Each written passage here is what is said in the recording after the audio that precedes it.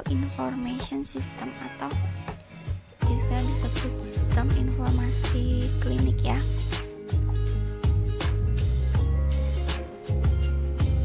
Nah, ini pengertian dari sistem informasi klinik. Sistem ini menyangkut, mengumpulkan, menyimpan, memanipulasi, dan menyediakan informasi klinik yang penting untuk pemberian layanan kesehatan. Ada beberapa bidang ya yang bisa ditangani sama sistem informasi klinik ini. Yang pertama, dukungan keputusan klinik. Ini memberi pengguna alat untuk memperoleh, memanipulasi, menerapkan, dan menampilkan informasi yang sesuai untuk membantu dalam pengambilan keputusan klinis yang benar, tepat waktu, dan berdasarkan bukti. Nah, selanjutnya Electronic Medical Record atau EMR. Ini berisi tentang data pasien, mulai dari data pribadi, nama, usia, dan sebagainya, semua aspek perawatan yang ada di rumah sakit ya. Oke, selanjutnya pelatihan dan penelitian. Informasi pasien dapat disediakan bagi dokter untuk tujuan pelatihan dan penelitian. Penambangan data dari informasi yang disimpan dalam database dapat memberikan wawasan tentang status penyakit dan cara terbaik untuk mengelolanya. Oke. Selanjutnya kita ke beberapa manfaat dari sistem informasi klinik. Pertama, akses data ke pasien itu mudah. Di sini keterangannya sudah ada, tinggal dibaca saja. Oke, selanjutnya informasi terstruktur. Informasi klinis yang ditangkap dalam sistem informasi klinis ini diatur dengan baik. Jadi itu berurutan, itu mungkin kalau data itu dari beberapa tahun yang lalu, jadi beberapa tahun yang lalu tahun ini gitu.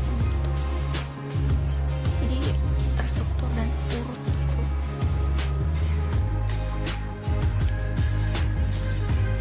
Lalu resep obat yang lebih baik dan keamanan pasien.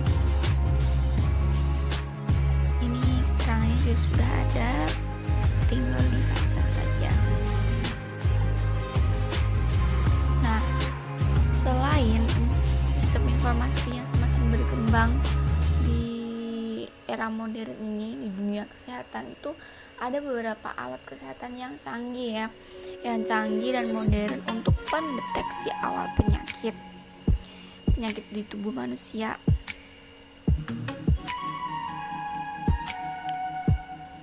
Berikut contohnya.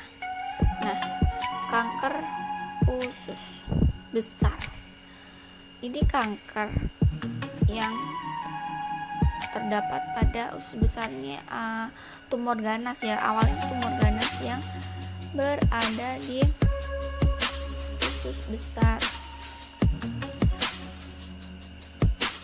Yang awalnya tuh dari tumor jinak yang diberi nama poli. Ciri-cirinya sebagai berikut ya. Salah satunya ada BAB berdarah, ada kram perut, ada sakit kuning, perubahan bentuk warna tinja, diare atau sembelit. Nah, alatnya untuk mendeteksi penyakit kanker usus ini namanya kolonoskopi. Pemeriksaan kanker kolon ya atau usus besar. Ini tuh alatnya nanti tuh berbentuk kayak tuba panjang gitu yang fleksibel, terus ada nanti tuh ujungnya ada kameranya, nanti dimasukkannya ke rekennya. Nanti ada juga monitor besar itu untuk dokter melihat dari monitor itu dalam usus besar itu apakah kanker, apakah ada penyakit lain begitu. Nih gambarnya, gambar alat kolonoskopi seperti ini. Nah bener kan, itu dimasukin ke rektum. Yang kedua, demam berdarah. Demam berdarah ini infeksi yang disebabkan oleh virus dengue melalui gigitan nyamuk Aedes aegypti dan Aedes albopictus. Ini termasuk penyakit akut ya. Ciri-ciri DBD itu, ciri-ciri utamanya ini ya, itu begini: demam tinggi, pendarahan, pembesaran pada hati, kegagalan sirkulasi darah. Dan apabila dilakukan pemeriksaan darah, itu nanti akan menunjukkan penurunan trombosit pada darah merah ya. Nah, ini merupakan alat untuk mengetahui apakah kita terkena DB atau tidak, namanya kit diagnostik.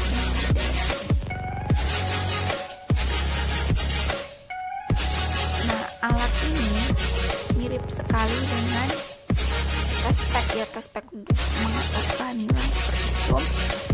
Itu kita menggunakannya nanti dengan darah yang diteteskan pada ujung kit diagnostik DBD, terus dicampur larutan buffer.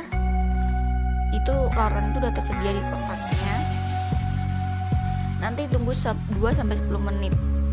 Nah, apabila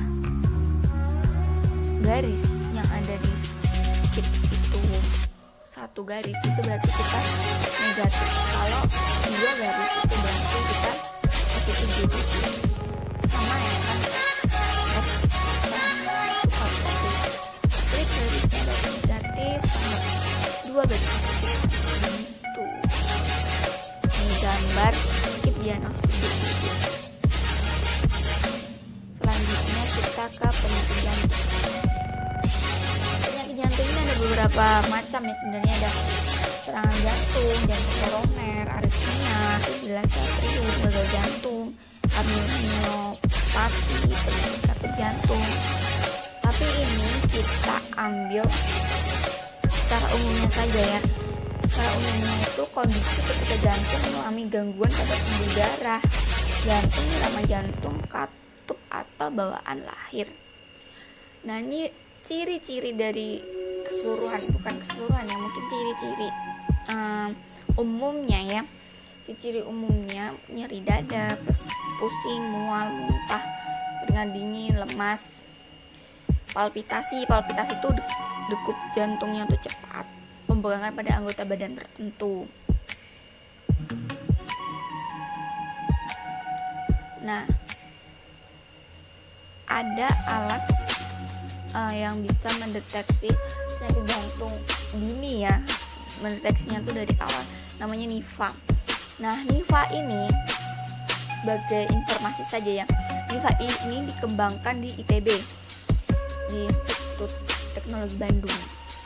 Nah, ini dikembangkan sekitar bulannya kurang tahu, tapi setelah tahun 2019 ini diresmikan. Ini kesatuan perangkat yang non-invasif yang dilengkapi sensor PPG dan sensor tekanan darah untuk menganalisis pembuluh darah.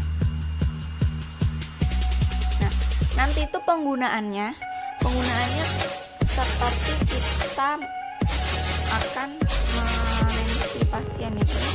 Ada mansetnya, nanti mansetnya tuh ditempelkan di lengan. Nah, ada gambarnya. Nah, ini gambarnya. Ini alatnya gede itu. Itu ada yang ditempelkan tuh, ada yang ditempelkan di lengan. Ini, kalau tidak salah juga ada yang di kaki juga. Terus ini kayak kontrolnya tuh kayak semacam laptop ya, laptop apa monitornya begitu. Kalau ada yang lebih tahu mungkin bisa menambahkan. Sekarang kita ke human immunodeficiency virus atau HIV. Nah, HIV ini virus yang menyerang sistem kekebalan tubuh yang melemahkan kemampuan tubuh melawan infeksi dan penyakit. HIV ini ciri-cirinya ini untuk umum ya, untuk semuanya. Itu ciri-cirinya sakit kepala dan demam, pembekakan kelenjar getah bening, munculnya ruam dan nyeri otot, bisul di mulut atau alat kelamin, karyawan, lesu, dan sakit tenggorokan. Nah, gejala ini secara umum muncul 1-2 bulan setelah penularan. Biasanya begitu, 2 bulan itu baru muncul. Jadi setelah kita terkena HIV kita tidak langsung memunculkan gejala, tapi 1-2 bulan baru muncul gejalanya. Nah, ini ada alat untuk mengetahui, alat mandiri sebenarnya ini ya, namanya one step HIV test.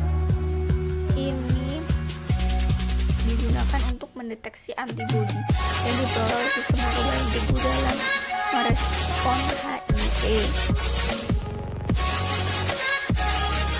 Nah, ini bisa dibaca ya detailnya. Nah, ini merupakan gambar one step HIV test. Nah, ini alat ini hanya bisa digunakan satu kali pakai saja. Dia enggak bisa digunakan untuk berulang kali, tidak bisa. Oke, selanjutnya kita ke penyakit yang sedang viral. Bukan viral sih, emang udah jadi pandemi ya. Namanya coronavirus disease 2019. Atau yang biasa disebut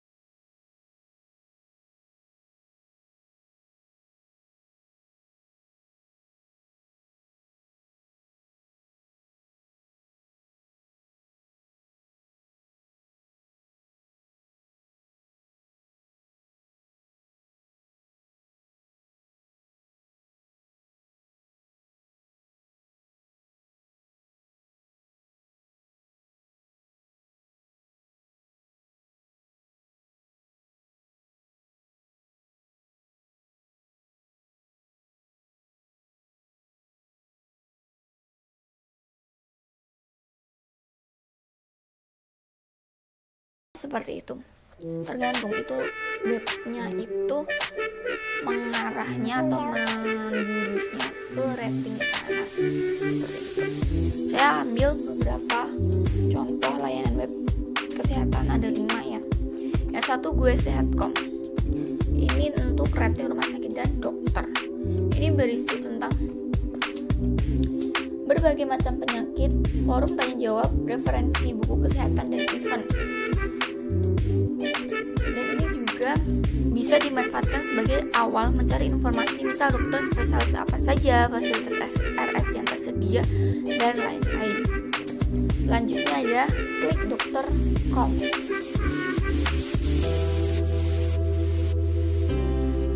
Situs ini untuk menyajikan materi tentang kesehatan lebih bersifat klinis ya. Terlihat dari fitur-fiturnya, yaitu ada obat, spesialis, info sehat dari dokter, dan live chat. Ini yang klik dokter ini fitur yang diunggulkan itu yang live chat dokternya. Yang ketiga kita ke alodokter.com. Alodokter ini tak hanya katalog obat, Alodokter juga menyediakan katalog penyakit dan membantu konsultasi dengan dokter. Nah, di alodokter.com ini utamanya sebenarnya itu untuk katalog obat-obatan ya, dan informasi dunia kesehatan yang lebih detail. Tapi juga nanti di sini juga ada nanti katalog berbagai penyakit dan tanya dokter juga bisa.